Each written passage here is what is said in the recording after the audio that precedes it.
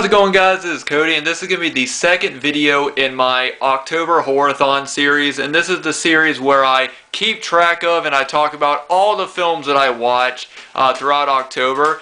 First off, I just want to say I hope you guys can see me alright. It's a little bit dark. It just finished raining here. We're actually getting rain this weekend, which is...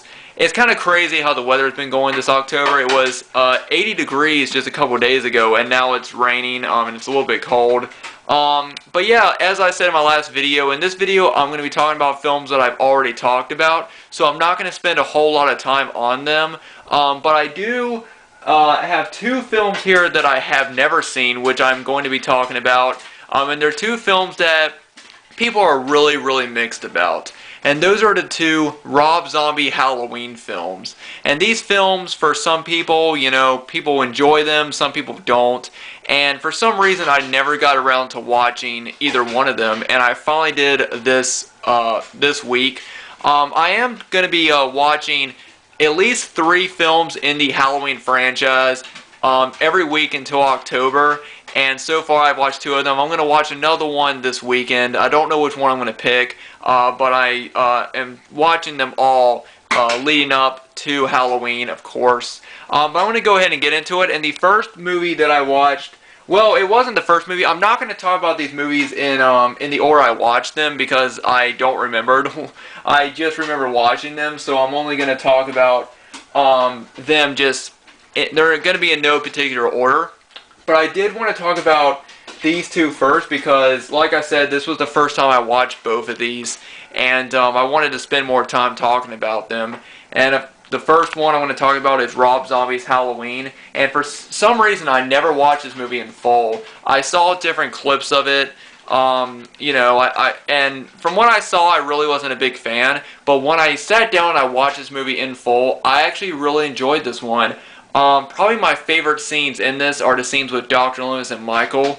You could really get the idea that Dr. Loomis really wanted to help Michael, and in a way that really helped their relationship. In the original Halloween, you could tell that they spent a lot of time together, and that Dr. Loomis sort of, even though he saw Michael as pure evil, he saw him as nothing but a monster, you could kind of tell that at one point he did care for Michael. And in this film they explore it, you know, and I really liked how Rob, you know, he really showed that Michael and Dr. Loomis, you know, they got close. There was even one point in the film where Dr. Loomis even says that in a way Michael had become his best friend. And I really like that. I like the backstory that they had for it. I also really enjoyed Tyler Mane being Michael. He was so big in this movie. He reminded me more of Jason, I think, because Jason has always been the more muscular of the 2 killers. I mean, Michael, he was muscular, but he wasn't as muscular in the first couple of films. He later became, I'd say that, whereas Jason's always sort of had more muscle. I'd say that than Michael. I'm not saying that Jason is stronger than Michael. I'm saying as far as body type goes. But in this one, you know, Tyler Mane, he stares over people. He is a really tall, very big person, and I really like that idea of having Michael be this really big, muscular guy, because you could really tell that he could just pick people up and just toss them around. You know, he's so big and so tall, and I like that aspect of it.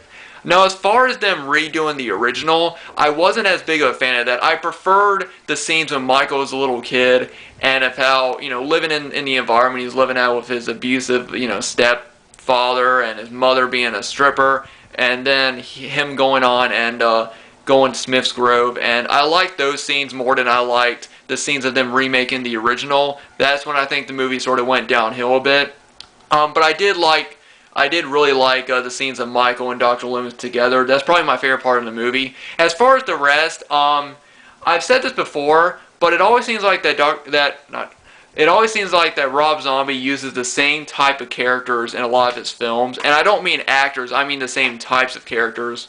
You always have that one guy who's overly sex and he's drinking, like Michael's stepfather. You know, he's drinking, he's a drunk, and he's always, you know, he's talking about his Michael's sister and how she's hot and all this, and it seems like in every single Rob Zombie film he has these type of characters, these very unlikable characters, which it kind of makes me feel as if maybe Rob can't really write any other types of characters, because he uses the same type of characters in The Devil's Rejects and a lot of other films. He has branched out a bit, and I haven't seen 31, but from what I saw in the trailer, it seems like that the same type of characters he used in, Rob's in his Halloween films and his previous films are in that film. These kind of unlikable characters, and that's the problem with Rob Zombie films, is that I don't like a lot of their characters.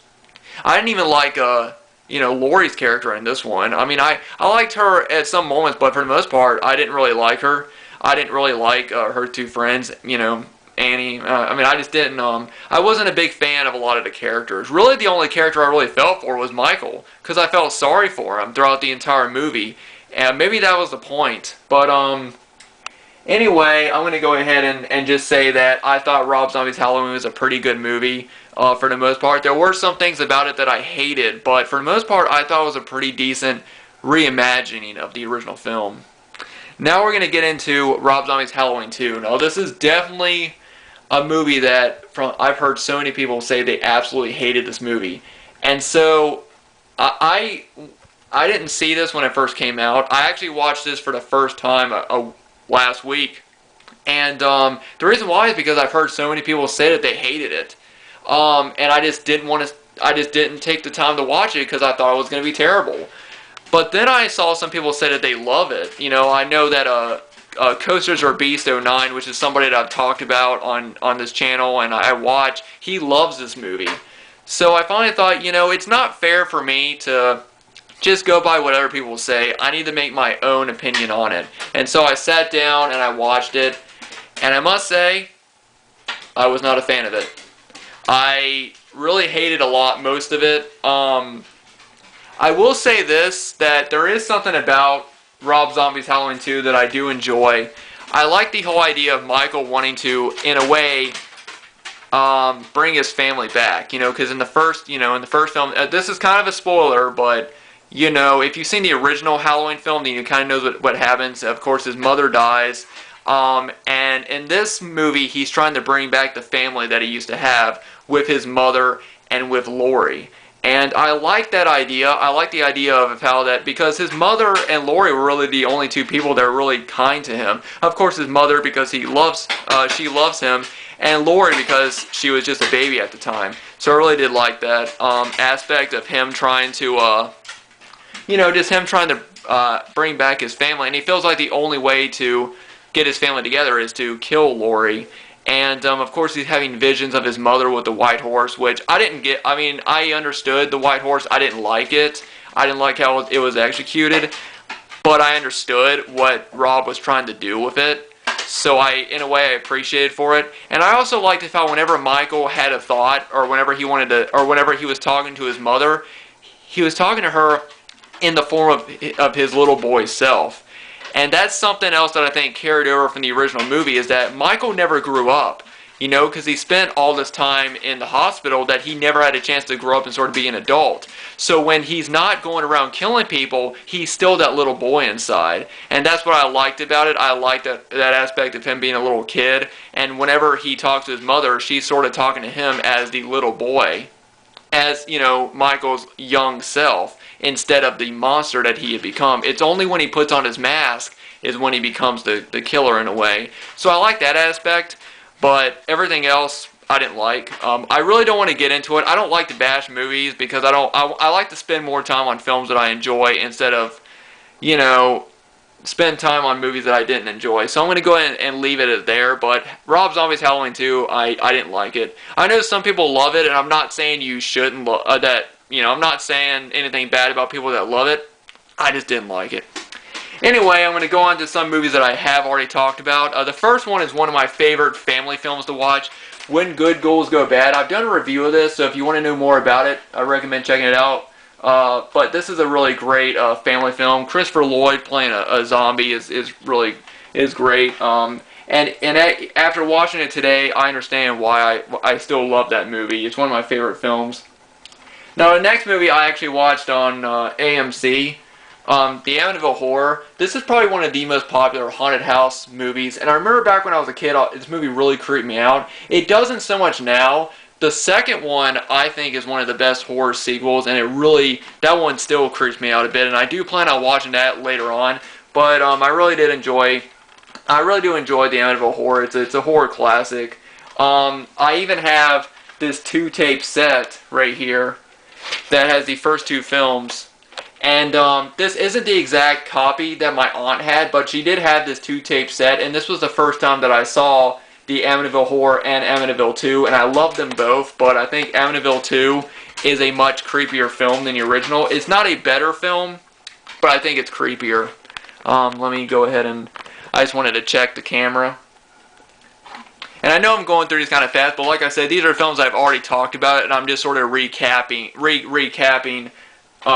me watching them, because I don't want to spend so much time talking about films I've already seen. Next one, Children of the Corn. One of my favorite Stephen King adaptations. I have not read the book, so I don't know how close the movie is, but I've always thought this movie was good. I really enjoyed the music, really enjoyed the characters. Great movie, you know. Now, next one is one of my favorite creature features. As you guys saw before, I watched Gremlins, and the next one I watched was Critters, and I really enjoyed this movie. It's got a lot of 80s cheese in it, but I really enjoy it. I enjoy, you know, they're basically hairballs from outer space that have to feed on people, and they shoot poisonous darts and things like that. I did enjoy the main character in it. It's this young boy named Bradley. I always enjoy films, you know, where the main character is a kid, in a way. Even though I'm older, I still relate to, you know, them probably more. And then it's basically a whole family just trying to stop these evil, like I said, hairballs from coming into their home. So yeah, Critters really good. I've seen Critters 3. I've not watched the second or the fourth, but I would like to eventually.